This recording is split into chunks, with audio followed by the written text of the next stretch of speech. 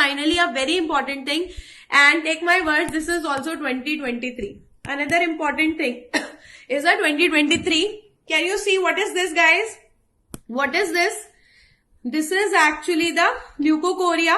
You can see leukocoria or the whitish pupillary reflex. Now another important mathematical thing, leukocoria का most common cause and the most severe cause, ठीक है ना?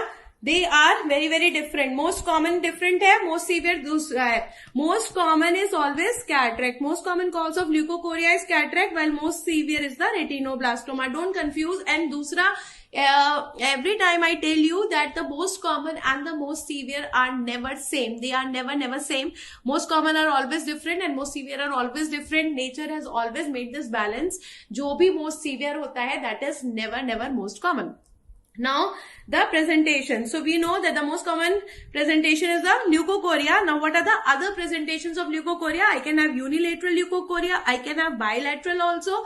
Then second, we can also have squint. First was the leukocoria, second is the squint, and third we can also have the glaucoma in the baby. So buphtalmos leke bhi aa sakta hai. So if your baby is having the buphtalmos but it is unilateral, then think of the retinoblastoma.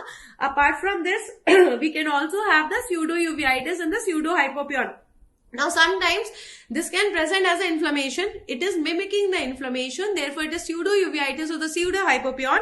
Then it can present as a swelling called as orbital inflammation, and we can also have the orbital invasion. So all these are the different presentations of the retinoblastoma. First is leukocoria, second is squint, third is glaucoma, then we have others. And what is the trilateral retinoblastoma?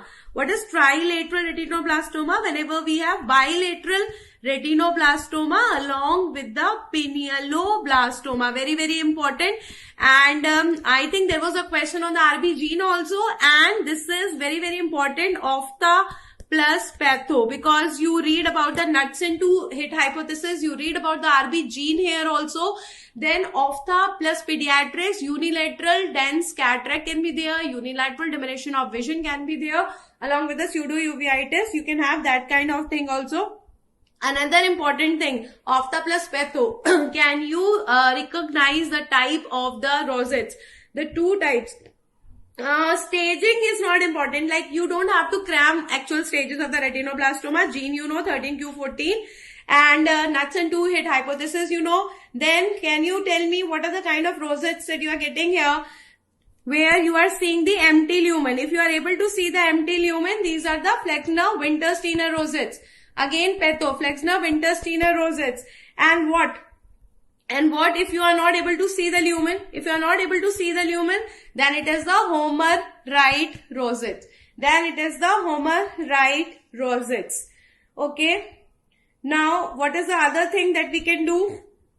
What is the other thing we can do? As I told you that the you don't have to cram the staging, but investigations are important. Like, we can do so many things for the retinoblastoma. We can do the B scan, we can do CT scan, we can also do MRI. Now, which do you think is the investigation of choice, guys? Please write it in the comment section. What do you think should be the investigation of choice? Because I can do the B scan. Because whenever we have tumors, we have calcification, and calcification ke liye to best is CT scan. But actually, this is not the investigation of choice, and it is the MRI that is the investigation of choice, for the obvious reason, because I do not want to give the radiation exposure to a small child, and that is the reason that we are not preferring the CT scan. So I can do the B scan. No guys, no Adiba, it's not the CT scan. It is actually the MRI, because I can see the nerve involvement. I can also appreciate the calcification. While in cases of the CT scan, we are going to give the radiation exposure. So always remember, MRI is the investigation of choice.